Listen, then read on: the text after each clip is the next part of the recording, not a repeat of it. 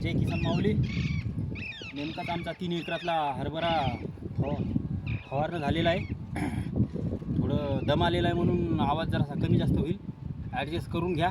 पण शांततेने ऐका हा व्हिडिओ, कारण हा व्हिडिओ खूप महत्त्वाचा आहे. या शेतातमध्ये आलं की एक दुःखद घटना नेहमी मला आठवत राहते, आणि ती दुःखद घटना कोणाला सांगणं म्हणजे आजकालच्या दुनियात गलतच आहे. तर मग सोशल मीडियाच हा उपाय चांगला, म्हणून मी सोशल मीडियावर व्हिडिओ बनवतो आणि पाठवून देतो. आता मागच्या वर्षी याच्यामधला हरभरा एवढा चांगला आला होता, पाणी वगैरे दिलं होतं, आणि 2 एकर सोंगून गंजी मारली होती आणि एकर भर राहिला होता.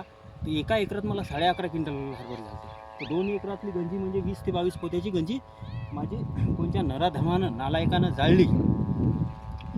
आणि जाळल्यानंतर पंचनामे रिपोर्ट सर्व मी तयार केले. आणि एक जण म्हणे बा की आमदार निधीतून, आपला मुख्यमंत्री निधीतून हा पैसा निघते, त्याला आमदाराचं कार्ड लागत होता.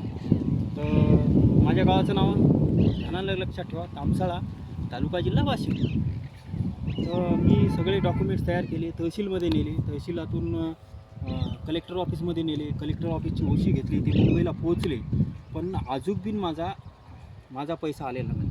तर देवाभाऊ मुख्यमंत्री यांना माझं एवढंच सांगायचं आहे की बुवा तुम्ही जे निधी पाठवता मग ते शेतकऱ्यापर्यंत का येत नाही लवकरात लवकर. तर याच्यासाठी उलाढाला करायचा होता.